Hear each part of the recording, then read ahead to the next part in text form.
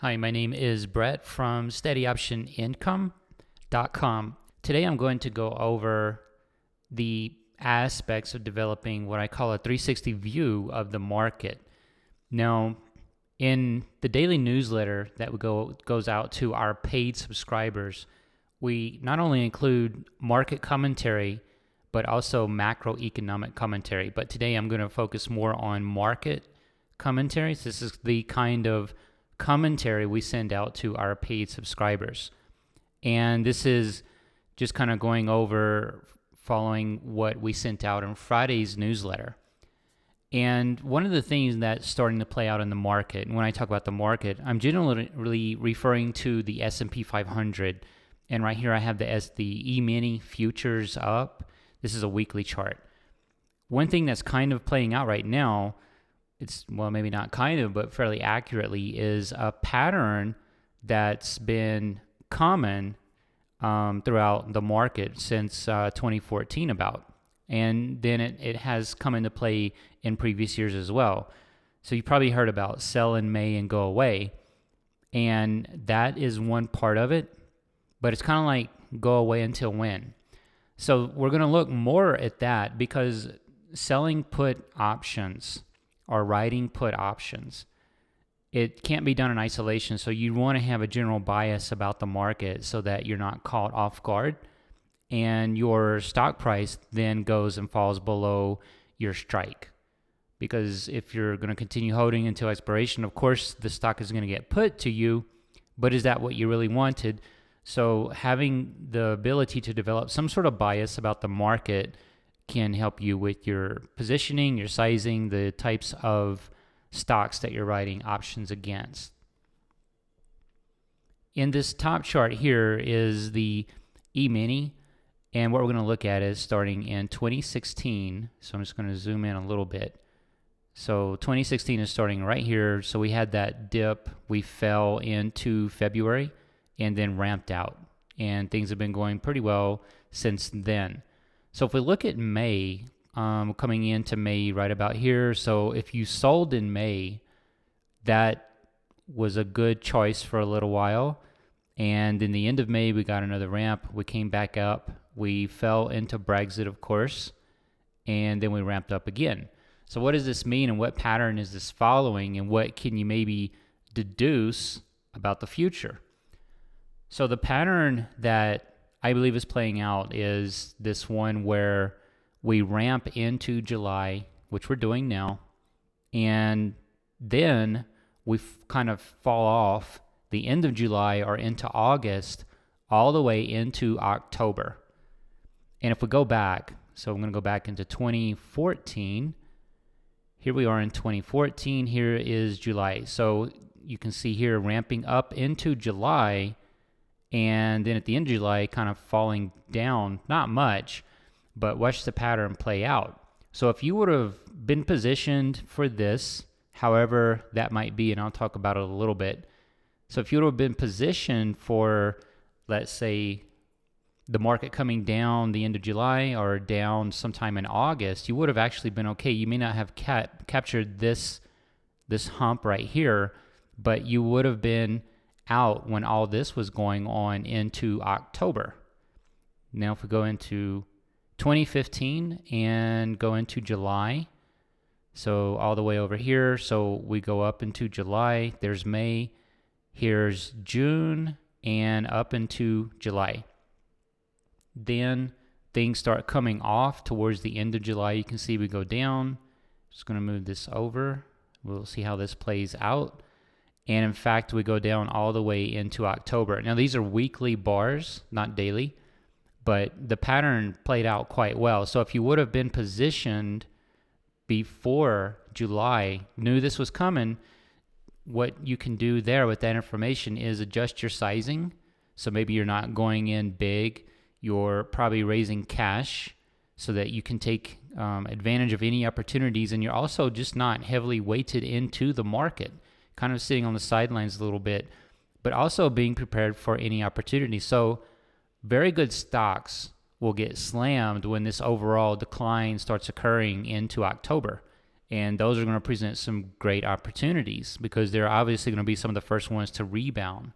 And if you want to sell puts on those, maybe as we get closer to October, maybe even into September, it's a very personal endeavor. Trading is a very personal endeavor. So I'm not going to sit here and tell you, kind of how you would want to position, how you would want to size into any of these contracts. But the opportunities would definitely be there if the cash was there.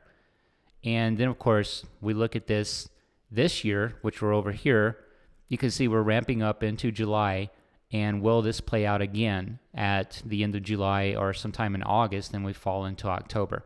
So right now, what needs to happen is a catalyst. There needs to be a catalyst presented in the market for something to occur. It seems as though everything is rosy, and there's not much going on that can present this. Things are fairly quiet. You can look down here. We're going to have a VIX that's very low with this 12.67. It doesn't seem as though this is going to play out, but that's when everybody gets caught off guard. So right now, things are quiet. Some people are saying everyone's gone for the summer. The anticipation then is that, well, if this is going to continue the way it is, but the market always seems to have a way of doing the opposite of what a lot of people believe. And this certainly happened with Brexit, which is this right here. So earnings season is playing out right now, and earnings have not been generally well throughout the year. That's a huge portion of U.S. GDP. The jobs report was really good, the last one we had print. The one before it was horrible. And if you look at rate of change month to month for jobs reports going back a year or so, it's actually been declining.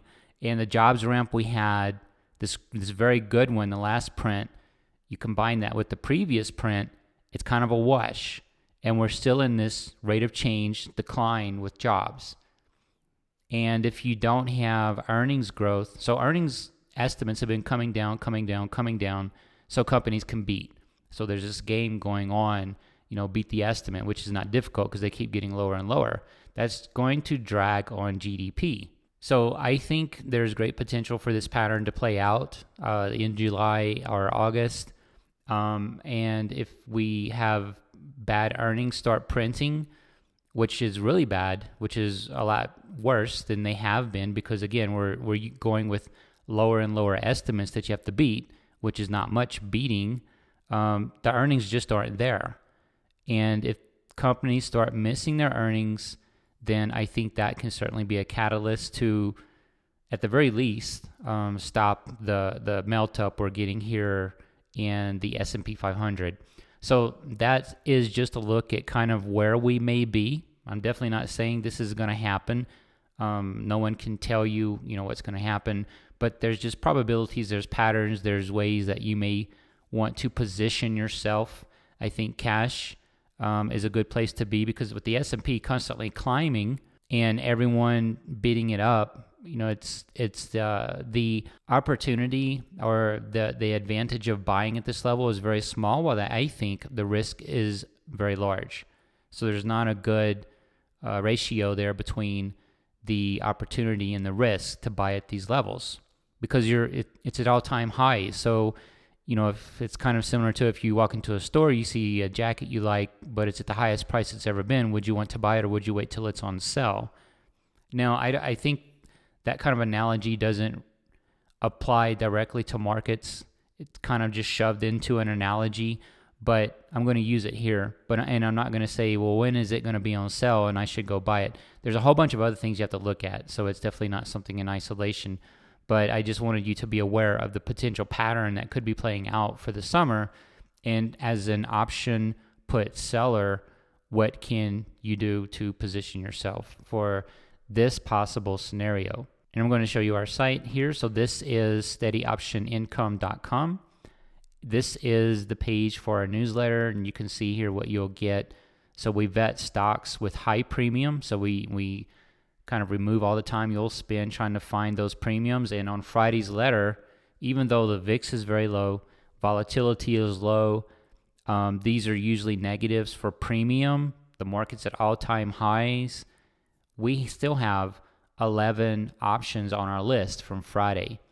And these are not, very low options that you're getting maybe 35 cents premium or 25 cents premium. We're looking for a return of at least 5%, but often the returns are much greater over about a 30 to 45 day period.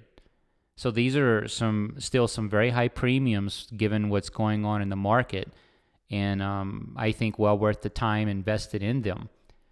We also provide specific parameters of why we think a stock should be on the list.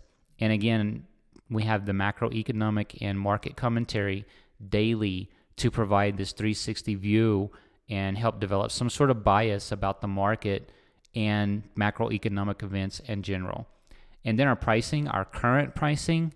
So the pricing you see is always going to be the lowest pricing at that time, and going forward, things only tend to go up.